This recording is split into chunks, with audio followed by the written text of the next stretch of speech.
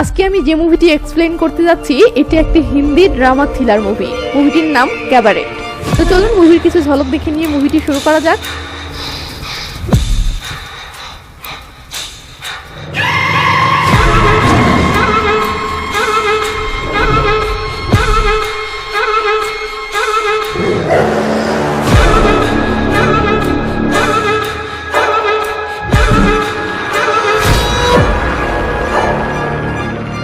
என்னத்த பாத்தீங்க?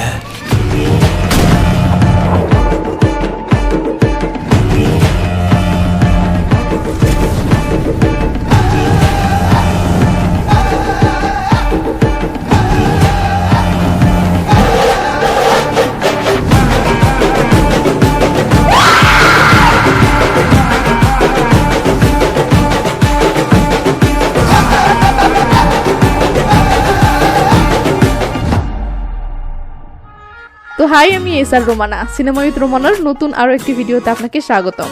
মুভির শুরু হয় ক্যাবারেট নামের একটা বইয়ের মোড়ক উন্মোচন অনুষ্ঠানে। বইয়ের লেখক গৌরব সবার উদ্দেশ্যে বলে, ক্যাবারেট এটা রঙিন এই দুনিয়ার আড়ালে একাকিত্বে ভোগা এমন এক মেয়ের কাহিনী যে পুরো জীবন শুধু সামান্য একটু ভালোবাসা এবং বন্ধুত্ব খুঁজেছিল, কিন্তু পায়নি। তখনই সিন ফ্ল্যাশব্যাকে চলে যায়। আমরা দেখি রাজ্য নামের একটা মেয়ে তার স্বামীকে জড়িয়ে ধরে ভয়ে কাঁপতেছে। হ্যাঁ, এটা তার স্বামী কিষান, সে একজন মাওবাদী। ক্যামেরা দূরে আসলে আমরা দেখি কিছু পুলিশ এদের দিকে বন্দুক তাক করে আছে। ঘটনাটা হলো, রাজ্যর স্বামী কিষান মাওবাদী ছেড়ে সুন্দর একটা জীবনযাপনের জন্য পুলিশের কাছে এসে নিজে থেকে সারেন্ডার করেছে, যাতে করে পুলিশ তাকে এনকাউন্টার না করে জেলে পাঠায়। আর কিষান জেল খেটে বের হয়ে এসে রাজ্যকে নিয়ে সুন্দর একটা সংসার পাততে পারে। তো ইন্সপেক্টর কিষানকে বলে, তুই সারেন্ডার করেছিস যাতে আমি তোকে গ্রেফতার করি, কিন্তু আমি যদি তোকে গ্রেফতার করি তো কিছুই পাবো না, অথচ তোকে গুলি করলে নিজাম ভাই আমাকে 70,000 দিবে বলেছে। কি করি বলতো? এটা শুনে কিষান ও রাজ্য দুজনেই থ মেরে থাকে। ইন্সপেক্টর বলে, আচ্ছা একটা পরামর্শ দিয়ে হেল্প করতো। আমার বউ কয়দিন থেকে ওয়াশিং মেশিন কিনে নেওয়ার বায়না ধরেছে। রোজ রাতে শুতে গেলে বলতেছে, জান একটা ওয়াশিং মেশিন কিনে দাও না। তো তুই বল, 70,000 হলে একটা ওয়াশিং মেশিন হবে না? কিষান তো থ মেরে আছে। ইন্সপেক্টর বলে, ওকে চল, তোর ভাবিকে একটা ওয়াশিং মেশিন কিনেই দেই। এই বলেই ইন্সপেক্টর ঠাস করে একটা গুলি কিষানের বুকে মেরে দেয়, আর কিষান মুহূর্তের মাঝে পানিতে লুটে পড়ে যায়। এটা দেখে রাজ্য কিষান কিষান বলে চিৎকার করে কাঁদতে থাকলে ইন্সপেক্টর রাজ্যর হাত ধরে টেনে তোলেও বলে, আমার সাথে চল। এরপর দেখি ইন্সপেক্টর রাজ্যকে একা জঙ্গলের ভিতরে নিয়ে যাচ্ছে। তো রাজ্য হাঁটতে থাকলে ইন্সপেক্টর পিছন থেকে রাজ্যকে দেখে বলে, আরে তোর শরীর তো অনেক সুন্দর, কি খাস রে তুই? রাজ্য তো ভয়ে কাঁপতেছে। এভাবে ইন্সপেক্টর রাজ্যকে নিয়ে জঙ্গলের গভীরে এসে থামে ও রাজ্যকে কাছে ডাকে। রাজ্য ভয়ে কাঁপতে থাকলে ইন্সপেক্টর বলে, আরে আমাকে ভয় পাচ্ছিস কেন? আমি তো তোকে মারার জন্য আনিনি, আদর করার জন্য এনেছি। এটা শুনে রাজ্য অসহায়ের মতো কাঁদতে কাঁদতে বসে পড়লে ইন্সপেক্টর বলে, নে বসে যখন পড়েছিস তো আমার ইউনিফর্মটা খুলে দে। এই বলে ইন্সপেক্টর উপরের দিকে তাকালে ধীর করে একটা গুলির আওয়াজ হয়।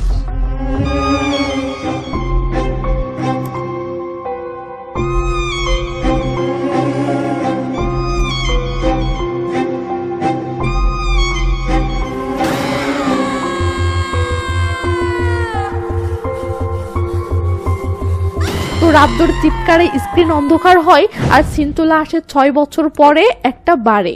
আমরা দেখি একটা ছেলে কয়েক বোতল হুইস্কি শেষ করেছে। ক্যামেরা সেই ছেলেটির ফেসে আসলে আমরা দেখি ছেলেটি আর কেউ নয়, এটা গৌরব। এখন প্রশ্ন, গৌরবের জীবনে কি এমন ঘটনা ঘটেছে যার জন্য সে নিজেকে এভাবে শেষ করে দিচ্ছে? তো গৌরব বার থেকে বের হয়ে রাস্তার পাশে একটা নিরিবিলি জায়গায় দাঁড়ালে তার অতীতের সেই ঘটনাটা মনে পড়ে, আর আমরা কিছু রহস্যজনক সিন দেখতে পাই, যেখানে কে যেন গৌরবের সামনেই কাকে যেন গুলি করে পালিয়ে যাচ্ছে। এই ঘটনাটা ভেবে গৌরব মরার জন্য রাস্তার মাঝে এসে একটা গাড়ির সামনে দাঁড়িয়ে পড়লে ড্রাইভার গাড়িটা সামনে নিয়ে গৌরবকে গালি দিয়ে চলে যায়। সকালবেলা দেখি কে যেন গৌরবের মাথায় পানি ঢেলে গৌরবের নেশা কাটিয়ে দিচ্ছে। তো এই ছেলেটির নাম বিক্রম বাটোয়াল, সে গৌরবের সবচেয়ে কাছের বন্ধু। আর বিক্রমে সে এমনটা করার কারণ হলো, গৌরব ও বিক্রম দুজনেই একটা পত্রিকায় ইনভেস্টিগেটিভ জার্নালিস্ট হিসেবে জব করে, কিন্তু গৌরব সারাদিন লাল পানি খেয়ে টাল্লি হয়ে থাকায় ঠিকমতো অফিসের কাজ করছে না। ফলে অফিসের ম্যাম নিনা গৌরবকে চাকরি থেকে বের করে দেওয়ার সিদ্ধান্ত নিয়েছে। তো বিক্রম গৌরবকে বলে, জনপ্রিয় মডেল রোজাকে চিনিস? গৌরব বলে, যে মেয়ে ক্যাবেরি শোতে ডান্স করে ও? বিক্রম বলে, তো রোজা 3 দিনের জন্য মুম্বাই আসতেছে, আর নিনা চাচ্ছে তুই রোজার একটা স্পেশাল ইন্টারভিউ নে, তবেই তোর চাকরিটা বাঁচবে। এই বলে বিক্রম একটা ফাইল গৌরবকে ধরিয়ে দিয়ে চলে গেলে গৌরব ফাইলটা হাতে নিয়ে ভাবতে থাকে, আর সিন চলে আসে রোজার মুম্বাইয়ের একটা শোতে। আমরা দেখি গৌরব রোজার ইন্টারভিউ নেওয়ার জন্য এই শোতে এসেছে এবং রোজার ডান্স শেষ হওয়ার অপেক্ষা করতেছে। তখন আমরা দেখি এটা গ্রামের সেই অসহায় মেয়ে রাজ্য, যে 6 বছর আগে জঙ্গলের মাঝে একজন ইন্সপেক্টরকে মেরে ফেলেছিল। মানে 6 বছর আগের সেই অসহায় রাজ্যই এখনকার এই রোজা। তো রোজার ডান্স শো শেষ হলে সিন চলে আসে রোজার হোটেল রুমে। রোজার রুমে বসে তার ফটো দেখতেছে, এমন সময় তার ম্যানেজার ভিক্টর এসে বলে, রোজা, এই সাংবাদিক তোমার ইন্টারভিউ নিতে এসেছে। এটা শুনে রোজা গৌরবের দিকে তাকালে কেন জানি অবাক হয়। তো ভিক্টর গৌরবকে বলে, ভাই তোমার জন্য কি আনবো, চা, কফি নাকি কোল্ড ড্রিঙ্কস? তখন রোজা বলে ওঠে, হুইস্কি। এটা শুনে গৌরব তো অবাক। রোজা গৌরবের কাছে আস্তে আস্তে বলে, আপনি হুইস্কি খান, রাইট? গৌরব তো থমের আছে। তো রোজা ভিক্টরকে বাহিরে পাঠিয়ে দিয়ে গৌরবের জন্য হুইস্কি ঢালতে ঢালতে বলে, আপনি আজব লোক তো। এই শহরে মানুষ যেখানে বেঁচে থাকার জন্য লড়াই করে যাচ্ছে, সেখানে আপনি মরার চেষ্টা করছেন। গৌরব অবাক হয়ে বলে, আমাদের কি এর আগে কোথাও দেখা হয়েছিল? রোজা বলে, জি হ্যাঁ, কাল রাতেই তো দেখা হয়েছিল। তখনই সিন ফ্ল্যাশব্যাকে গেলে দেখি গৌরব মরার জন্য যে গাড়ির সামনে এসেছিল ওটাতে রোজা ছিল। রোজা বলে, রাতে তুমি আমার গাড়ির সামনেই পড়েছিলে। এটা শুনে গৌরব অবাক হয়। তো গৌরব রোজার ইন্টারভিউ নেওয়া শুরু করলে ব্যাকগ্রাউন্ড থেকে আমাদেরকে বলে, ওই রাতে রোজার লাইফ সম্পর্কে আমি যতই জানছিলাম, ততই যেন তার মাঝে আমি নিজেকে হারিয়ে ফেলছিলাম। তার লাইফের একাকিত্ব আর আমার লাইফের একাকিত্ব যেন একে অপরের সাথে বন্ধুত্ব করে চলছিল। তো রোজার এই ইন্টারভিউ যেহেতু পত্রিকায় ছাপা হবে, তাই গৌরব কোনো ক্যামেরা ছাড়া এমনিতেই রোজার সাথে এখানে সেখানে সময় কাটাতে কাটাতে রোজাকে নানা রকম প্রশ্ন করতে থাকে, আর রোজা সেগুলো উত্তর দিতে থাকে। এভাবেই এরা সারাটা দিন একসাথে কাটালে খুব অল্প সময়ের মাঝে এদের একে অপরকে বেশ ভালো লেগে যায়। রাতে গৌরব ও রোজা হোটেল রুমের বারান্দায় বসে আকাশ দেখতে দেখতে নানা গল্প সল্প করতে থাকে। এরপর রুমে এসেও দুজনে একসাথে বসে লাল পানি খেতে খেতে গল্প করে। এভাবেই গল্প করতে করতে একটা সময় রোজা সোফাতেই ঘুমিয়ে গেলে গৌরব রোজার গায়ে চাদর তুলে দিয়ে হোটেল রুম থেকে চলে যাচ্ছে। হঠাৎ রোজা ঘুমের মাঝে বলে ওঠে, সেলিম, সেলিম, তুমি আমাকে মুক্তি দাও। এটা শুনে গৌরব অবাক হয়ে রুম থেকে চলে গেলে সিন চলে আসে পরের দিন হোটেলের রেস্টুরেন্টে। গৌরব আজকেও রোজার ইন্টারভিউ নিতে এসেছে। তো রোজা ফুরফুরা মুডে হাসি খুশি এসে গৌরবের সামনে বসে পড়লে গৌরব তার মোবাইলের রেকর্ডিং চালু করে ইন্টারভিউ শুরু করে ও বলে, আমি কি তোমাকে একটা পার্সোনাল প্রশ্ন করতে পারি? রোজা হাসি মুখে বলে, হ্যাঁ অবশ্যই। গৌরব বলে, সেলিমকে? এই প্রশ্নটা শুনতেই রোজা কয়েক সেকেন্ডের জন্য থমকে যায় ও অবাক হয়ে বলে, কে তুমি? কে তোমাকে পাঠিয়েছে? আমি কোনো সেলিমকে চিনি না। গৌরব বলে, সরি, কাল রাতে তুমি ঘুমের ঘোরে সেলিমের নাম নিচ্ছিলে, তাই ভাবলাম জিজ্ঞেস করি। রোজা রেগে মেগে বলে, তোমার ইন্টারভিউ শেষ। গৌরব বলে, ঠিক আছে, অন্য প্রশ্ন জিজ্ঞেস করি। রোজা বলে, প্লিজ চলে যাও। গৌরব তো রীতিমতো অবাক। তো কি আর করার, গৌরব চুপচাপ চলে যায়। পরের দিন রোজার ম্যানেজার ভিক্টর গৌরবের কাছে কল করে রেগে মেগে বলে, আপনি ম্যামের সাথে কি করেছেন? সে কাল থেকে মুড খারাপ করে আছে। গৌরব বলে, আমি তো জাস্ট জানতে চেয়েছিলাম সেলিমকে। ভিক্টর বলে, খবরদার আর কখনো ম্যামের সাথে যোগাযোগ করার চেষ্টা করবেন না। সিন রোজার কাছে আসলে দেখি রোজা গৌরবের সাথে ওভাবে বাজে আচরণ করে গৌরবকে তাড়িয়ে দেওয়ায় নীরবে ভীষণ কষ্ট পাচ্ছে। কারণ রোজা মনে মনে গৌরবকে বেশ পছন্দ করতে শুরু করেছিল। তাই রোজা গৌরবের সাথে কাটানোর সেই মুহূর্তগুলো ভেবে শেষমেশ গৌরবের কাছে আসেও বলে, তুমি জানতে চেয়েছিলে না সেলিমকে? তো চলো তার আগে তোমাকে বলি আমি কে। এই বলে রোজা রুমের ভিতরে এসে বসে পড়লে গৌরব ফোনের রেকর্ডিং অন করে। রোজা বলে, আমার আসল নাম রাজশ্রী, লোকে আমাকে রাজ্য বলে ডাকতো। আমার বাড়ি ঝাড়খণ্ডে। প্রতিটি মানুষের মতো আমারও কিছু স্বপ্ন ছিল। গ্রামে একটা কুড়ে ঘর, একটা ভালোবাসার মানুষ আর একটা ডান্স স্কুল, যেখানে আমি বাচ্চাদেরকে ডান্স শেখাতে পারবো। আমার স্বপ্নগুলো পূর্ণ হতেই চলেছিল। হঠাৎ সব শেষ হয়ে গেল। ইন্সপেক্টর আমার চোখের সামনে আমার কিষানকে মেরে ফেললো, আমার স্বপ্নগুলোকে ছিনিয়ে নিল। অবশেষে আমিও ইন্সপেক্টরকে মেরে ফেললাম। এটা শুনে গৌরব তো চমকে ওঠে। রাজ্য বলে, এরপর আমি জঙ্গল থেকে পালিয়ে ওই রাতেই মুম্বাই চলে আসি এবং আমার গ্রামের বান্ধবী মীরার কাছে আশ্রয় নেই। মীরা আসলে চোরাই পথে ট্রলারে করে দুবাই যাতায়াত করত এবং সেখানে একটা বারের ডান্সার হিসেবে কাজ করত। আমি যেহেতু পুলিশকে খুন করে এসেছিলাম, তাই মীরা ওই রাতেই চোরাই পথে আমাকে নিয়ে দুবাই চলে যায়। সিন চলে আসে দুবাই।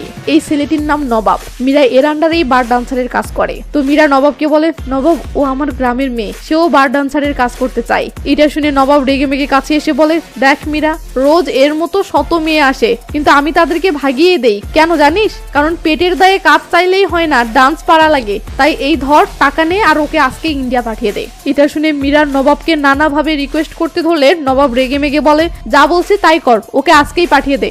এই বলে নবাব চলে যেতে ধরলে রাজ্য বলে ওঠে, আমি ইন্ডিয়া ফেরত যেতে নয়, বরং সামনে এগিয়ে যেতে এসেছি।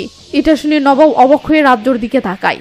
রাজ্য বলে, আমাকে সেই সব মেয়ের সাথে তুলনা করবেন না যারা পেটের দায়ে আপনার এখানে ডান্সার হতে আসে, কারণ ডান্স আমার কাছে আমার স্বপ্ন, আমার সবকিছু, তাই আমাকে একবার সুযোগ দিয়েই দেখুন। এটা শুনে নবাব খেপে গিয়ে বলে, তোর এত কনফিডেন্স? ওকে, তোকে 1 সপ্তাহ সময় দিলাম, এর মাঝে নিজের ট্যালেন্ট প্রমাণ করে দেখা। রাজ্য মাথা নাড়িয়ে সায় দেয়। তখন নবাব মীরাকে বলে, মীরা এর নাম কি রে? মীরা কেবল বলবে যে রাজ্য, তার আগে রাজ্য দুম করে বলে ওঠে রোজা। নবাব বলে, মীরা যা, রোজাকে নিয়ে ভিতরে যা আর ওকে কাজ বুঝিয়ে দে। এটা শুনে মীরা খুশির ঠালায় নবাবের গায়ের উপর যেন হামলে পড়ে কি করে না করে হুঁশ পায় না। চলে আসে পরের দিন বারে। মীরা ও রোজা বারে নাচতেছে, এমন সময় বারে বিখ্যাত মুভি ডিরেক্টর সেলিম ভাই আসে। তো রোজার ডান্স দেখে সেলিম যেভাবে রোজাকে দেখতে থাকে তাতে বোঝা যায় রোজার ডান্স সেলিম ভাইয়ের ভীষণ পছন্দ হয়েছে। পরের সিনে দেখি নবাব মীরাকে বলতেছে, রোজাকে তাড়াতাড়ি রেডি কর, সেলিম ভাই ওকে বাংলোতে ডেকেছে অডিশন নেওয়ার জন্য, যদি ওর অ্যাক্টিং সেলিম ভাইয়ের পছন্দ হয় তো ওকে মুভির নায়িকা বানাবে। এটা শুনে রোজা বলে, আমি নায়িকা ফাইকে কিছু হতে চাই না, আমি একজন ডান্সার, আর ডান্সার হয়েই সারা জীবন থাকতে চাই। নবাব রেগে মেগে বলে, মুখের উপর কথা বলবি না, যা বলছি তাই কর। রোজা বলে, আমি যাব না। এটা শুনে নবাব চরম লেভেলে রেগে যায় ও মীরাকে বলে, মীরা তুই একে বোঝা। এটা বলে নবাব চলে গেলে মীরা বলে, রাজ্য দেখ, একটা সময় আমি টপে ছিলাম, এখন তুই টপে আছিস, কয়দিন পর অন্য কেউ আসবে, তাই সময়টাকে কাজে লাগা। তোর কথা না হয় না ভাবলি, আমাদের কথাটা ভাবে, তুই ভালো পজিশনে গেলে আমাদেরও কত হেল্প হবে, তাই প্লিজ না করিস না। তখন কি আর করার, রোজা সেলিমের বাংলোয় এসে সেলিমকে বলে, স্যার আপনি আমাকে অডিশনের জন্য ডেকেছিলেন, আপনি কি শুধু ডায়লগ শুনবেন নাকি ডান্সও দেখবেন? এটা শুনে সেলিম বলে, ডায়লগ শুনবো, ডান্সও দেখবো, চলো আমার রুমে চলো। এই বলে সেলিম রুমের দিকে যাওয়ার সময় বাকিদেরকে ইশারায় বলে, প্রাইভেট অডিশন, তোরা সবাই চলে যা। এরপর সেলিম রুমের ভিতরে ঢুকে সোফায় বসে বলে, আমার কাছে আসো, এখানে তোমার অডিশন হবে। এটা শুনতেই রোজার অতীতের সেই ভয়ঙ্কর স্মৃতিটা মনে পড়ে যায়, যেখানে ইন্সপেক্টর তার ইজ্জত নেওয়ার জন্য এভাবেই তাকে কাছে ডেকেছিল। ব্যাস সেই ঘটনাটা মনে পড়তেই রোজা থমকে যায়। সেলিম তাকে কাছে ডাকলে রোজা বলে, হ্যাঁ আসতেছি, তো আপনার কি খুব তাড়া আছে? সেলিম বলে, আরে জানেমান, আমি তোমার জন্য আজকে পুরো দিন ফ্রি, আজকে আমি তোমার সব ট্যালেন্ট দেখতে চাই। রোজা বলে, আমি একটু ড্রেস চেঞ্জ করে আসি। সেলিম বলে, অবশ্যই। রোজা তখন পাশের রুমে গিয়ে ড্রেস চেঞ্জ করে এভাবে বেরিয়ে আসে। সেলিম তো খুশিতে একদম গুলগুলা। রোজা দুম করে সেলিমকে শুয়ে দিয়ে লুকিয়ে আশেপাশে তাকালে দূরে কিছু বোতল দেখতে পাই। ব্যাস ধ্যাম করে একটা বোতল নিয়ে কোনো কথা নেই এই লেবেটা। রাগের চোটে রোজা এত জোরে মেরেছে যে সেলিম মরেই গেছে। তো রোজা পালিয়ে এসে এসব নবাবকে বললেন, নবাব ভয়ে কি করবে ভেবে পায় না। মীরা বলে, কিছু তো একটা উপায় বের করো। তখন নবাব বলে, এই দুবাইয়ে একমাত্র একজনই আছে যে এখন রোজাকে বাঁচাতে পারে, আর সে হলো চাট্টা। তখনই সিন চাট্টার কাছে আসে। আমরা দেখি নবাব রোজাকে নিয়ে চাট্টার কাছে এসেছে এবং চাট্টাকে পুরো ঘটনা খুলে বলতেছে। তো সবকিছু শুনে চাট্টা বলে, ও সেলিমকে মেরেছে, সেলিমের লোকেরা ওকে কিছুতেই ছাড়বে না। এটা শুনে নবাব বলে, এই জন্যই তো আপনার কাছে এসেছি, কারণ এখন আপনি ছাড়া ওকে আর কেউ বাঁচাতে পারবে না। চাট্টা বলে, ঠিক আছে, আমি ওকে বাঁচিয়ে নিব, কিন্তু বিনিময়ে ও আমাকে কি দিবে? রোজা ভাবে চাট্টা হয়তো বাজে মতলবে কথাটা বলেছে, তাই রোজা রাগ করে বলে, আপনি কি আমাকেই চাচ্ছেন? তখন চাট্টা রোজাকে থামায় ও বলে, আমার সাথে আসো, দেখাচ্ছি আমি কি চাই। এই বলে চাট্টা রোজাকে পাশের একটা ফ্ল্যাটে নিয়ে আসে। ও কিছু মেয়েদেরকে দেখিয়ে বলে ওর নাম তাবাচ্চুম, দুবাই নার্স হতে এসেছিল, কিন্তু দালাল ওকে পতিতালয়ে বিক্রি করে দিয়েছিল। এর নাম সেনরা, এর বয়ফ্রেন্ড এর উপরে অ্যাসিড মেরেছিল। আর এ শাড়িতা, যৌতুক দিতে না পারায় ওর শ্বশুর শাশুড়ি ওকে টর্চার করে বাড়ি থেকেই বের করে দিয়েছিল। এখন এদের সবাইকে আমি ভরণ পোষণ করি। রোজা, আমার শর্ত হলো, জীবনে তুমি যখন বড় কোনো অবস্থানে চলে যাবে তখন আমার সাথে সাথে তোমাকেও এদের সাহায্য করতে হবে। বলো, শর্তে রাজি? এটা শুনে রোজা চাট্টার সাথে বাজে ব্যবহার করার জন্য হাত জোর করে ক্ষমা চাই ও হাউমাউ করে কাঁদতে থাকে, কারণ রোজাও একদিন এদের মতোই এমন অসহায় ছিল। তো চাট্টা বলে, রোজা, এতদিন তুমি মানুষের ইশারাতে নাচতে, এবার দেখো আমি তোমাকে এমন লেভেলে পৌঁছাবো যে মানুষ তোমার ইশারায় নাচবে। ব্যাস এরপর চাট্টা নিজের টাকায় রোজাকে বড় মডেল বানানো শুরু করে। সে তার পরিচিত নানা মুভি ডিরেক্টর ও পরিচালকদের ধরে রোজাকে তাদের মুভির গানে ডান্সার হিসেবে ডান্স পাইয়ে দিতে থাকে, আর রোজা দিনকে দিন জনপ্রিয়তার চরম শিখরে পৌঁছাতে থাকে। এভাবে চলতে থাকলে রোজা কয়েক বছরের মাঝেই সিনেমা জগতের জনপ্রিয় একজন আইটেম সং ডান্সার হয়ে যায়। বর্তমানে আসে। রাজ্য গৌরবকে বলে, সব ঠিকঠাক ভাবেই চলছিল। এর মাঝে একদিন আমি বাচ্চাদের একটা স্কুল ফাংশনে যাই, যেখানে বাচ্চাদেরকে নাচতে দেখে আমার বুকের ভিতরে চেপে রাখা ডান্স স্কুল খোলার স্বপ্নটা আবার জেগে ওঠে। তখনই সিন আবার ফ্ল্যাশব্যাকে যায়। আমরা দেখি রোজার ডান্স স্কুল খোলার সিদ্ধান্তটা শুনে চাট্টা বলতেছে, রোজা তুই এখন একজন টপ মডেল, এই সাকসেস ছেড়ে দিয়ে তুই থাকতে পারবি? রোজা বলে, আমি যে জিনিস চাইতাম না সেটা হারিয়ে ফেলার জন্য আফসোস কেন হবে? বরং যে জিনিস জন্ম থেকে চেয়ে আসতেছি সেটা করতে না পারলে সারা জীবন আফসোস হবে। তাই এখন আমার ইচ্ছা একটাই, এসব ছেড়ে গ্রামে গিয়ে একটা ডান্স স্কুল খোলার, যেখানে বাচ্চাদেরকে ডান্স শেখাতে পারবো এবং পড়াতে পারবো। ব্যাস এতটুকুই। এসব শুনে চারটা কিছুক্ষণ ভেবে বলে, আচ্ছা ঠিক আছে যা, তবে কখনো আমার প্রয়োজন পড়লে আবার নির্দ্বিধায় আমার কাছে ফিরে আসিস। বর্তমানে আসে। রাজ্য গৌরবকে বলে, আমি চারটা ভাইয়ের কাছ থেকে এসে নতুন জীবন শুরু করতে না করতেই হঠাৎ একদিন একটা ফোন কল আসলো। কলটা রিসিভ করে ভয়েস শুনতেই আমি চমকে গেলাম, কারণ ওটা সেলিমের ভয়েস ছিল। মানে সেদিন তাহলে সেলিম আমার হাতে মরেনি। তো সেলিম আমাকে হুমকি দিয়ে বলে যে সে যেভাবেই হোক বদলা নিবে, ও আমাকে মেরে ফেলবে। বর্তমানে আসে। রাজ্য বলে এরপর থেকে রোজ তার কল আসতো এবং সে রোজ আমাকে নানা হুমকি ধামকি ও গালিগালাজ করতো। এখনো তার এই অত্যাচার কন্টিনিউ আছে। সে আমার বেঁচে থাকা মুশকিল করে দিয়েছে। এসব শুনে গৌরব বলে, তুমি এসবের ব্যাপারে চারটাকে জানাওনি? রাজ্য বলে, তার থেকে আর কত হেল্প নিব, আর তাছাড়াও এখন আমার কষ্টকে একেলা সহ্য করার অভ্যাস হয়ে গেছে। এই বলে রাজ্য চলে যাওয়ার জন্য রেডি হয়ে বলে, এই ছিল আমার কাহিনী। আমি জানি না আমি এসব তোমাকে কেন বললাম, তবে এটা সত্য যে আমি তোমাকে অনেক বিশ্বাস করি, তাই হয়তো নির্দ্বিধায় সব বলে ফেললাম। এই বলে রাজ্য চলে যাওয়ার সময় থেমে গিয়ে পিছন ফিরে আবার গৌরবকে চেয়ে চেয়ে দেখে। মানে রাজ্য গৌরবকে ভালোবেসে ফেলেছে। তো রাজ্য তার ভালোবাসাটা আড়াল করে চলে যেতে থাকলে গৌরব কিছু একটা বলবে, এমন সময় অফিসের ম্যাম নীনা কল করে বলে, গৌরব রোজার ইন্টারভিউ শেষ হলো? ম্যাম অনেক কাহিনী ঘটে গেছে, আমি গিয়ে আপনাকে সব বলতেছি। তখন ম্যাম কি হয়েছে সেটা এক্ষুনি জানতে চাইলে গৌরব রেগে মেগে বলে, রোজাকে আন্ডারওয়ার্ল্ড মাফিয়া সেলিম মেরে ফেলার হুমকি দিয়েছে। এটা নিয়ে রোজা মানসিকভাবে ভেঙে পড়েছে, যে কোনো সময় কিছু একটা ঘটে যেতে পারে, তাই আমি পরে আপনার সাথে কথা বলতেছি। এই বলে গৌরব কলটা কেটে দিয়ে দৌড়ে রাজ্যর কাছে এসে রাজ্যকে জড়িয়ে ধরে। জড়িয়ে ধরার ধরন দেখে রাজ্য অবাক হয়ে গেলে গৌরব বলে, তুমি চলে আসার সময় তোমার চোখে আমি যে ভালোবাসা দেখেছি সেই ভালোবাসাটা আমি আপন করে নিতে চাই। এরপর এখানেই এবং এখান থেকে বাসার ভিতরে গিয়ে এদের দুজনের মাঝে যা যা হয় তা দেখানোর মতো না, তাই সেগুলো একদম পুরোটাই স্কিপ করে সোজা পরের দিন সকালের সিনে আসলাম। তো সকালবেলা দুজনে বাহিরে বের হচ্ছে, এমন সময় রোজার ম্যানেজার ভিক্টর রোজাকে ডাক দিয়ে একটা নিউজ দেখায়। নিউজটা দেখে রোজা মুহূর্তের মাঝে থমে যায়।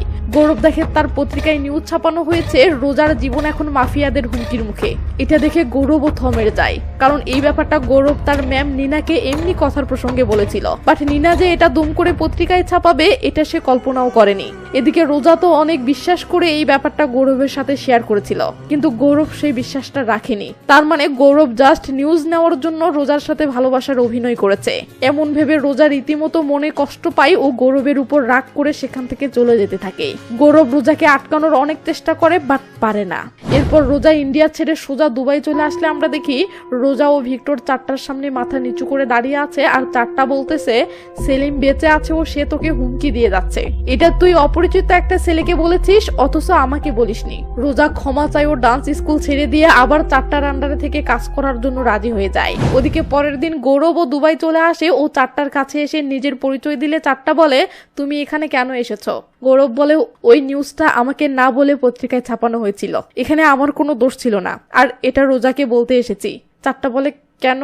গৌরব বলে, আমি ওকে ভালোবাসি তাই। দূর থেকে রোজা লুকিয়ে লুকিয়ে এসব শুনছিল। তো চারটা বলে, তুমি চলে যাও, আমি রোজাকে এসব বলবো নি। এটা শুনে গৌরব বলে, রোজা আপনাকে সবচেয়ে বেশি ভরসা করে, তাই প্লিজ রোজাকে সেলিমের হাত থেকে বাঁচিয়ে নিন। এই বলে গৌরব চলে যেতে ধরলে রোজা তাড়াহুড়ো করে বেরিয়ে এসে গৌরবের পিছন পিছন দৌড়ে আসে। এরপর গৌরবকে থামিয়ে যেই না জড়িয়ে ধরে সঙ্গে সঙ্গে থ্যাম। মানে সেলিম দূর থেকে রোজাকে গুলি করতে গিয়ে গৌরবের পিঠে গুলি করে দিয়েছে। তো গৌরবকে সাথে সাথে হসপিটালে নিয়ে আসা হলে গৌরব প্রাণে বেঁচে যায়। এরপর চারটা গৌরবকে দেখতে এসে বলে, গৌরব তোমরা যে দুজন দুজনাকে এতটা ভালোবাসো এটা জানতাম না। গৌরব বলে, চারটা আজ থেকে রোজার দেখাশোনার দায়িত্ব আমার। চারটা বলে, না, সেলিম আমার এলাকায় ঢুকে গুলি করেছে, তাই যতদিন না সেলিমকে ধরতে পারতেছি ততদিন রোজার দেখাশোনার দায়িত্ব শুধু তোমার না আমারও। এটা শুনে রোজা চারটার উপর খুশি হয়ে ধন্যবাদ জানাই। তো কিছুদিন হসপিটালে থাকার পর গৌরব পুরোপুরি সুস্থ হয়ে উঠলে চারটা ভিক্টরকে পাঠিয়ে গৌরবকে হসপিটাল থেকে নিয়ে এসে তার একটা বাংলোতে থাকার ব্যবস্থা করে দেয়। তো গৌরব রুমে ঢুকে তার লাগেজ খুললে দেখে সেটাতে অনেকগুলো জুয়েলারি। এটা দেখে গৌরব অবাক হয়ে ভিক্টরকে কল করে বলে, ভিক্টর তুমি আমার লাগেজ আনার সময় কার সাথে বদল করেছো? এটাতে দেখি জুয়েলারি। এটা শুনে ভিক্টর ভেবাচাকে খেয়ে বলে, ভাই ওগুলো ফেক জুয়েলারি, রোজা শো করার সময় ওগুলো ইউজ করে, ভুল করে তোমারটার সাথে বদল হয়েছে, তারাও আমি চেঞ্জ করে নিচ্ছি। এই বলে ভিক্টর তাড়াহুড়ো করে এসে লাগেজটা চেঞ্জ করে নিয়ে গেলে গৌরবের কাছে ব্যাপারটা কেমন যেন সন্দেহজনক লাগে। সে ভেবে পাচ্ছে না কাহিনী কি। তাই গৌরব তার বন্ধু বিক্রম বাটওয়ালের কাছে কল করে বলে, দোস্ত এখানে একটা বিষয় নিয়ে মনে হচ্ছে ইনভেস্টিগেশন করতে হবে, তুই চলে আয় তো। বিক্রম বলে ঠিক আছে, আমি কালকে আসতেছি। পরের দিন বিক্রম এসে গৌরবের থেকে সবকিছু শোনার পর বলে, তুই যা সন্দেহ করছিস এটা সত্য হতে পারে, তবে তোর কি মনে হয় এতে কি রোজাও জড়িত আছে? গৌরব বলে না, রোজা এমন মেয়ে মোটেও নয়। তো বিক্রম গৌরবকে হুইস্কি দিতে ধরলে গৌরব বলে আমি এসব খাওয়া ছেড়ে দিয়েছি। বিক্রম বলে আরে বাপরে, এটা কিভাবে হলো?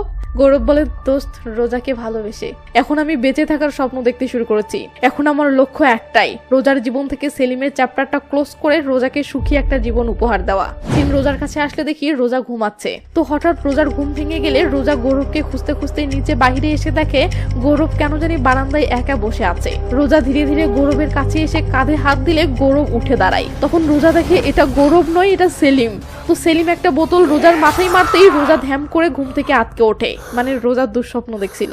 তো গৌরব বিক্রমের সাথে আলাপ শেষে ফিরে আসলে রোজা বলে তুমি কোথায় ছিলে? গৌরব বলে আমার ঘুম আসছিল না, তাই হাঁটতে বের হয়েছিলাম। কিন্তু তুমি এভাবে এখানে দাঁড়িয়ে আছো কেন? রোজা গৌরবকে জড়িয়ে ধরে বলে গৌরব আমার ভয় লাগতেছে, মনে হচ্ছে সেলিম আশেপাশে আছে এবং সে যে কোনো সময় আমাকে মেরে ফেলবে। এটা শুনে গৌরব বলে এটা 4টার বাংলো, সো সেলিমের সাহস হবে না এখানে আসার, আর তাছাড়াও আমি তো আছি। রোজা বলে আমার মনে হচ্ছে এবার তুমিও আমাকে বাঁচাতে পারবে না, তাই তুমি আমার কাছে একটা ওয়াদা করো, আমার যদি কিছু হয়ে যায় তো আমার জীবন কাহিনীটা তুমি লিখবে। গৌরব বলে তোমার কিচ্ছু হবে না। রোজা বলে না, তুমি আগে ওয়াদা করো। গৌরব এবার ওয়াদা করলে রোজা খুশি হয়ে গৌরবকে জড়িয়ে ধরে। পরের দিন দেখি গৌরব বিক্রমকে নিয়ে কেন জানি এখানে সেখানে ঘুরে বেড়াচ্ছে এবং কি যেন একটা তথ্য উদ্ঘাটন করার চেষ্টা করতেছে।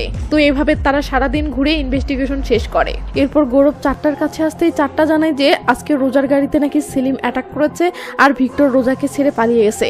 তো ভিক্টর 4টার সবচেয়ে কাছের লোক হয়েও এভাবে রোজাকে রেখে পালিয়ে যাবে এটা যেন 4টা মানতেই পারছে না। এমন সময় 4টার ফোনে সেলিমের কল আসে ও সেলিম বলে 4টা রোজা এখন আমার কাছে আছে, রোজাকে চাস তো গৌরবকে আমার কাছে পাঠা, সাথে 5 কোটি টাকাও পাঠাস। এটা শুনে 4টা রেগে মেগে বন্দুক নিয়ে সেলিমকে মারার জন্য যেতে ধরলে গৌরব তাকে থামায়ও বলে আপনি টাকা রেডি করেন, সে যখন আমাকে যেতে বলেছে তো আমিই যাই, নয়তো সে রোজার কোনো ক্ষতি করে ফেলতে পারে। সেলিম রোজার কাছে আসলে দেখি রোজাকে সেলিমের লোকেরা বেঁধে রেখেছে এবং একজন ছেলে রোজার পাশে বন্দুক হাতে দাঁড়িয়ে থেকে রোজাকে পাহারা দিচ্ছে। কিছুক্ষণের মাঝে গৌরব টাকার ব্যাগ নিয়ে সেখানে চলে আসলে সেলিমের একজন লোক এসে গৌরবের থেকে টাকার ব্যাগটা নিয়ে নেয়। তখন আরেকজন বলে ওঠে টাকা তো পেয়ে গেছি, এবার ওকে গুলি করে দে। তখন ছেলেটি বন্দুক তুলে গৌরবের কপাল বরাবর ধরতেই সেখানে বিক্রম চলে আসে ও ধ্যাম করে সেই ছেলেটিকেই গুলি করে দেয়।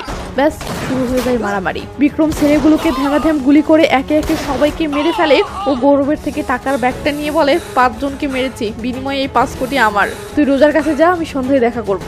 এই বলে বিক্রম টাকার ব্যাগটা নিয়ে চলে যায় আর গৌরব দৌড়ে রোজার কাছে আসে। সিন কাট হলে দেখি 4টা অবাক হয়ে বলতেছে তুই 5 জনকে মেরেছিস, তাও আবার একেলাই, সাবাস। এই বলে 4টা গৌরবকে বুকে জড়িয়ে নেয়। সিন কাট হলে দেখি বিক্রম 4টার বলা কথাটা শুনে গৌরবকে বলতেছে আরে বাহ, 5 জনকে মারলাম আমি আর সাবাসী পেলি তুই, কিন্তু আমি কি পেলাম? 5 কোটি টাকার নকল নোট। তো নোটগুলো যে নকল ছিল এটা গৌরব জানতো, তাই সে চুপ করে থাকে। বাট 5 জন লোকের কথাটা শুনে গৌরবের মাথায় কি যেন আসে আর গৌরব তার অতীতের সেই ঘটনাটা ভাবতে থাকে, যে ঘটনাটা মুভির শুরুর দিকে গৌরবকে আমরা ভাবতে দেখেছিলাম। তো ওই ঘটনার সাথে এই ঘটনাটার কি যেন একটা কানেকশন পেতেই গৌরব চট করে উঠে দাঁড়ায় বিক্রমকে বলে দোস্ত আমাকে এক্ষুনি যেতে হবে, তোকে পরে ফোন করছি। এই বলে গৌরব দৌড় দেয়। এরপর দেখে গৌরব ও রোজা বাংলোতে দেখা করেছে। রোজা বলে হঠাৎ আমাকে এভাবে ডেকে আনলে কেন?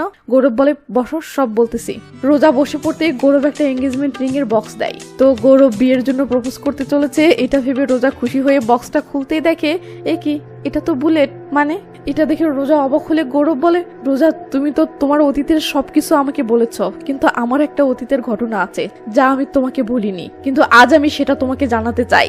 এই বলতেই সিন ফ্ল্যাশব্যাকে যায় আর ব্যাকগ্রাউন্ড থেকে গৌরব বলে আমি এবং আমার 3 বন্ধুরা মিলে 6 মাস পরিশ্রম করে ইন্ডিয়ার সবচেয়ে বড় ড্রাগ মাফিয়া নাদশার উপর একটা রিপোর্ট তৈরি করেছিলাম। তো আগামীকালকেই সেই রিপোর্ট ফাইলটা পত্রিকা অফিসে জমা দিব এবং দেশের সবচেয়ে বড় ড্রাগস মাফিয়ার পর্দা ফাঁস হবে। এই খুশিতে একটা পার্টি দিয়ে বাসায় ফিরছিলাম। আমার বন্ধুরা গাড়িতে উঠতে ধরলে আমি এক বোতল মদ নেওয়ার জন্য আবার দোকানে যাই। ঠিক তখনই বাহিরে গুলির আওয়াজ। আমি দেখি নাচসার লোকেরা আমার বন্ধুদেরকে গুলি করে তাদের থেকে সেই ফাইলটা ছিনিয়ে নিয়ে পালিয়ে যাচ্ছে। আমি কিছু বুঝে ওঠার আগেই সব শেষ হয়ে যায়। আমার সব বন্ধুরা আমার চোখের সামনেই মারা যায়। এরপর আমি নাচসাকে অনেক খুঁজেছি, কিন্তু তার কোনো সন্ধান আমি পাইনি। বর্তমানে আসে গৌরব বলে, আর সেই ঘটনার পর থেকে আমি নিজেকে মদের মাঝে ডুবে ফেলেছিলাম, কিন্তু তুমি আমার জীবনে আসলে আর আমাকে সেখান থেকে উদ্ধার করলে, সেই সাথে আমাকে নাচসার ঠিকানাটা পাইয়ে দিলে। রোজা অবাক হয়ে বলে, হোয়াট? গৌরব বলে, আমি তোমার সেলিমের খোঁজ করতে গিয়ে তার মাধ্যমে নাচসার খোঁজ পেয়েছি। রোজা তো আগাগোড়া কিছুই বুঝতেছে না। তখন গৌরব বলে, রোজা, আমি তোমাকে এখন যা বলতে যাচ্ছি জানি এটা শোনার পর তুমি অনেক কষ্ট পাবে, বাট নিজেকে সামলে নিও। এই বলে গৌরব রোজাকে কি যেন বলতে থাকে, আর সেগুলো শুনে রোজা রীতিমতো অবাক হতে থাকে। গৌরব রোজাকে কি যেন করতে বলে, বাট রোজা সেটা করতে কিছুতেই রাজি হতে চায় না। বাট শেষমেশ গৌরব রোজাকে রাজি করিয়েই ফেলে। এরপর গৌরব বলে, রোজা, এখন পুরো সিদ্ধান্ত তোমার হাতে। এই বুলেট এখন কি কাজে ইউজ হবে সেটা পুরোটাই তোমার উপর ডিপেন্ড করতেছে। এটা শুনে রোজা গৌরবের দিকে তাকালে গৌরব বলে, আজ রাতেই করতে হবে। সিন রাতের বেলা একটা বারে আসতে দেখি রোজা এই বারে ডান্স পারফরমেন্স করতেছে। তো পারফরমেন্স শেষ হলে গৌরব চারটাকে বলে, আপনার জন্য একটা গিফট এনেছি, আর সেই গিফটটা হলো সেলিম। এটা শুনে চারটা অবাক হয়ে বলে, সেলিম কোথায়? ও গৌরব বলে, বলতেছি, তবে তার আগে বলি কিভাবে সেলিমকে খুঁজে পেলাম। তো রোজা কখন কোথায় আছে, কি করতেছে, এসব খবর সেলিম কিভাবে পেত, এই প্রশ্নটা আমাকে ভাবিয়ে তুলেছিল। আর যেদিন প্রথম আমি আপনার বাসায় এসেছিলাম এবং আপনার বাসা থেকে বের হতেই আমাকে গুলি করা হয়েছিল, সেদিন আমি বুঝে যাই সেলিমের কোনো লোক আপনার দলের মাঝেই লুকিয়ে আছে। এটা শুনে চারটা বলে, নিশ্চয়ই এটা ভিক্টরের কাজ, তাই না? গৌরব বলে, হ্যাঁ। আর এটা আমি সেদিনই বুঝে গেছিলাম যেদিন মিস্টেকলি আমার লাগেজের সাথে ভিক্টরের একটা জুয়েলারি ভর্তি লাগেজ বদল হয়ে যায়। আমি যখন তাকে কল করে এটা বলেছিলাম তখন সে নার্ভাস হয়ে গেছিল। আমি ভেবে পাচ্ছিলাম না সে আমার থেকে কি আড়াল করতেছে। তাই আমি লাগেজটা ফেরত দেওয়ার আগে সেখান থেকে একটা জুয়েলারি সরিয়ে রাখি। আর সেখান থেকে শুরু হয় আমার ইনভেস্টিগেশন করতে করতে এটা জানতে পারি যে ওই জুয়েলারি কোনো ফেক জুয়েলারি ছিল না, একদম অরিজিনাল ছিল। রোজা বিভিন্ন দেশে দেশে গিয়ে শো করে, আর ভিক্টর সবখানে রোজার সাথে যায়। এই সুযোগটাকে কাজে লাগিয়ে ভিক্টর লাগেজে করে সোনা, ডায়মন্ড আর ফেক কারেন্সি দেশ বিদেশে স্মাগলিং করে কোটি কোটি টাকার বিজনেস করতেছে। কিন্তু রোজা এইসবের কিছুই জানে না। তো ভিক্টরের এই অবৈধ বিজনেসটা কার ইশারায় চলতেছে? তখন মাথায় আসলো সেলিমের কথা। আমি তখন সত্যটা উদ্ঘাটন করার জন্য কেবল ভিক্টরের কাছে পৌঁছালাম, তখনই সে রোজাকে বিপদে ফেলে রেখে পালিয়ে গেল। এসব শুনে চারটা রেগে মেগে বলে, আমি এই ভিক্টরকে কিছুতেই ছাড়বো না। সে যেখানেই পালিয়ে যাক আমি ওকে খুঁজে বের করবই। এখন তুই শুধু এটা বল যে সেলিম কোথায়, আমি ওকে আজকেই মেরে ফেলবো। গৌরব বলে, যে কয়েক বছর আগেই মারা গেছে তাকে আবার কিভাবে মারবেন? এটা শুনে চারটা অবাক হলে গৌরব বলে, সেলিম তো সেদিনই রোজার হাতে মারা গিয়েছিল। চারটা অবাক হয়ে বলে, কি সেলিম মারা গেছে? তাহলে কে? গৌরব বলে, হ্যাঁ এটাই, সেলিম মারা গেছে। তাহলে কে সেলিম সেজে রোজাকে হুমকি দিচ্ছে, আর কেনই বা দিচ্ছে? তো এই প্রশ্নের উত্তর তো একজনই দিতে পারে, সে হলো ভিক্টর। এটা বলতেই গৌরবের ফ্রেন্ড বিক্রম ভিক্টরকে ধরে নিয়ে সেখানে আসে। চারটা তো অবাক। গৌরব বলে, চারটা, এবার তোর খেল খতম। রোজা যখন তোকে বলেছিল যে সে তোর কাজ ছেড়ে দিয়ে ডান্স স্কুল খুলতে চায়, তখন তোর মাথায় আসে রোজা কাজ ছেড়ে দিলে তো তোর সোনা স্মাগলিং এর ব্যবসা রাতারাতি বন্ধ হয়ে যাবে। তাই তুই ভিক্টরকে ফোন করে ডাকিস। এরপর তাকে বলিস সে যেন সেলিম সেজে রোজাকে রোজ হুমকি ধামকি দেওয়া শুরু করে, যাতে রোজা অতিষ্ঠ হয়ে ভয়ে আবার তোর কাছে ফিরে আসে, আর তুই রোজার দেশ বিদেশের সোর আড়ালে আবার স্মাগলিং বিজনেস চালিয়ে যেতে পারিস। এইসব শুনে চারটা বলে, ওয়াও, তুমি দেখি অনেক ভালো গল্প লিখতে পারো। গৌরব হেসে বলে, গল্প আমি আর কি লিখতে পারি, গল্প লেখাতে তো তুই সেরা। তবে তোর কাহিনী ভালোই চলছিল, শুধু ছোট্ট একটা ভুলের কারণে ধরা খেয়ে গেছিস। যখন আমি রোজাকে কিডন্যাপারদের হাত থেকে বাঁচিয়ে এনেছিলাম তখন তুই আমাকে শাবাশি দেওয়ার সময় বলেছিলি তুই 5 জনকে মেরেছিস, তাও আবার একেলাই। সাবাস, কিন্তু প্রশ্ন হলো ওখানে যে 5 জন ছিল এটা তুই কিভাবে জানলি? এটা শুনে চারটা তো চুপ। গৌরব বলে, চারটা, তোর এই খেলায় এটা শুধু আজকের নয়, তুই 5 বছর আগে আমার চোখের সামনে আমার 3 বন্ধুকে মেরেছিলি। কি মনে পড়ে নানসা? তখনই সিন সার্ভেকে নিয়ে গিয়ে দেখানো হয় গুন্ডারা যখন গৌরবের বন্ধুদেরকে গুলি করে চলে যাচ্ছিল তখন গৌরব সেই গাড়িতে থাকে একটা লোকের হাতে এই ট্যাটুটা দেখেছিল। আর রোজাকে গুন্ডাদের হাত থেকে বাঁচিয়ে আনার পর চারটা যখন গৌরবকে শাবাশি দিচ্ছিল তখন গৌরব চারটার হাতে সেই ট্যাটুটা লক্ষ্য করেছিল, যা দেখে গৌরব ভাবতে শুরু করেছিল এই চারটাই সেই নাদশা কিনা। এর মাঝে বিক্রম এসে যখন বলেছিল 5 জনকে মারলাম আমি আর শাবাশি পেলি তুই, তখন গৌরবের মাথায় আসে আরে এই 5 জনকে মারার কথা তো 4টাও বললো, কিন্তু আমি তো 4টাকে বলিনি যে ওখানে কতজন ছিল। আর তখন গৌরব 100% শিওর হয়ে যায় যে এই 4টাই সেই নাদশা। সিন বর্তমানে আসে, 4টা বন্দুক বের করতে ধরতেই চারিদিক থেকে কয়েকজন লোক 4টাকে বন্দুক তাক করে। বিক্রম বলে এই সকল লোক আমার, আর হ্যাঁ আমি বিক্রম বাটোয়াল, একজন আইবি অফিসার। মানে বিক্রম তাহলে সাংবাদিক না, সে একজন পুলিশ প্রশাসনের লোক। তো রোজা চট করে টেবিলের নিচ থেকে একটা বন্দুক বের করে 4টার দিকে তাক করে। 4টা বলে রোজা তুমি আমাকে মারবে? 4টাকে? যে 4টা তোমাকে আশ্রয় দিয়েছিল তাকে? এটা শুনে রোজা অসহায় হয়ে গৌরবের দিকে তাকায়। গৌরব তো থ মেরে চেয়ে আছে। তখন রোজা 4টাকে বলে আমার জীবনে ভগবানের পর যাকে স্থান দিয়েছিলাম সেটা আপনি, কিন্তু আপনি সব শেষ করে দিলেন। এই বলে রোজা বন্দুক নিজের দিকে ঘুরিয়ে নিয়েই এই লে রোজা 4টাকে মারতে না পেরে বরং নিজেই নিজেকে মেরে দিয়েছে। সিন এখান থেকে একদম বর্তমানে আসে। মানে ওই যে মুভির শুরুতেই আমরা দেখেছিলাম গৌরব তার লেখা ক্যাবারেট নামের বইয়ের মোড়ক উন্মোচন অনুষ্ঠানে রোজার স্টোরিটা বলছিল, সেখানে আমরা দেখি সবাই রোজার স্টোরিটা শুনে পুরো একদম ইমোশনাল হয়ে গেছে। তো গৌরব বলে ওই রাতের রোজার নিজেকে গুলি করে নিজের জীবন থেকে তো মুক্তি পেয়েছিল, কিন্তু আমাকে একাকী করে চলে গেল। তখন সিন আবার ফ্ল্যাশব্যাকে চলে গেলে দেখি সবাই 4টার দিকে বন্দুক তাক করে আছে। বাট আমরা যে দেখলাম রোজা নিজেকে গুলি করলো, বাট এখানে তো দেখছি রোজা নেই। মানে রোজার নিজেকে গুলি করে মারা যাওয়ার গল্পটা গৌরবের বানানো। তো 4টা গৌরবকে বলে হ্যাঁ আমি নাদশা, নে এবার কি করবি? আমাকে গ্রেফতার করবি? নে আমাকে গ্রেফতার কর, 24 ঘন্টার মাঝে আমি জেল থেকে বেরিয়ে আসবো। তখন চেয়ে চেয়ে দেখা ছাড়া আর কি করতে পারবি? বল কি করবি? সিন বর্তমানে আসে, আমরা দেখি গৌরব বলতেছে হ্যাঁ সে ঠিকই বলেছিল, তার ক্ষমতার কাছে আমরা কি বা করতে পারি? বড় বড় নেতারা তার পকেটে, পুলিশ তার পকেটে, বলতে গেলে পুরো সিস্টেমই তার পকেটে, তাই আমরা কি করতে পারি? তখনই সিন ফ্ল্যাশব্যাকে গেলে দেখি বিক্রম গৌরবের হাতে বন্দুক দিচ্ছে। গৌরব বন্দুকটা নিয়েই এই নে সোজা 4টার বুকে মেরে দেয় আর 4টার খেল খতম হয়ে যায়। কিন্তু সিন বর্তমানে আসলে দেখি গৌরব বলতেছে শেষমেশ সেটাই হলো যা দুনিয়ার সকল ক্ষমতাবানদের সাথে হয়ে থাকে, সে আমাদের হাত থেকে পালিয়ে গেল, আর আজ পর্যন্ত জানি না সে কোথায় আছে আর কি অবস্থায় আছে। কিন্তু আমরা তো দেখলাম গৌরব নিজ হাতেই 4টাকে মেরে ফেললো, অথচ এখানে বলতেছে 4টার নিজের ক্ষমতার বলে পালিয়ে গেছে। মানে 4টার পালিয়ে যাওয়ার গল্পটা গৌরবের বানানো। তো গল্পের শেষে অসহায় একটা মেয়ে নিজের জীবন বিসর্জন দিল আর ক্ষমতাবান তার ক্ষমতার বলে পার পেয়ে গেল। এটা শুনে সবাই পুরো একদম ইমোশনাল হয়ে যায় ও এমন একটা মেয়ের গল্প লেখার কারণে খুশি হয়ে হাততালি দিয়ে গৌরবকে সম্মান জানাতে থাকে। অনুষ্ঠান শেষ করে গৌরব বাহিরে আসলে বিক্রম বলে ভাই কি লেকচার দিলি মাইরি, সবাই তো পুরো একদম ইমোশনাল হয়ে গেছে, তুই দেখি অনেক ভালো গল্প লিখতে পারিস। সিন এখানেই কাট হলে দেখি কে যেন হেলিকপ্টারে করে অনেক দূরে সাগরের তীরবর্তী একটা গ্রামে আসতেছে। সিন সেই গ্রামের একটা গাছতলায় আসলে আমরা দেখি কে যেন গ্রামের বাচ্চাদেরকে পড়াচ্ছে। ক্যামেরা ঘুরে গেলে দেখি এ কি, এটা তো রোজা। মানে সে গ্রামে এসে ডান্স স্কুল খুলেছে, আর হেলিকপ্টারে করে যে আসলো সে আর কেউ নয়, এটা গৌরব। সাথে মীরা ও নবাবও এসেছে। তো এই গ্রামে এদের নতুন জীবন শুরু হয় আর মুভিটি এখানেই শেষ হয়ে যায়। দেখেছেন কাণ্ড, পুরো ভিডিও শেষ হয়ে গেল অথচ ভিডিওতে এখনো লাইক দেননি। নো, এমনটা করলে তো হবে না, লাইক দিতে হবে। কাহিনীবাজি না করে লাইকটা দেন তো। আর চ্যানেলটি যে এখনো সাবস্ক্রাইব করেননি তো কবে করবেন? পরের জন্মে। লুকোচুরি খেলা না খেলে সাবস্ক্রাইব করে নেন তো। তো ভালো থাকবেন, নিজের খেয়াল রাখবেন, টেক কেয়ার, বাই বাই।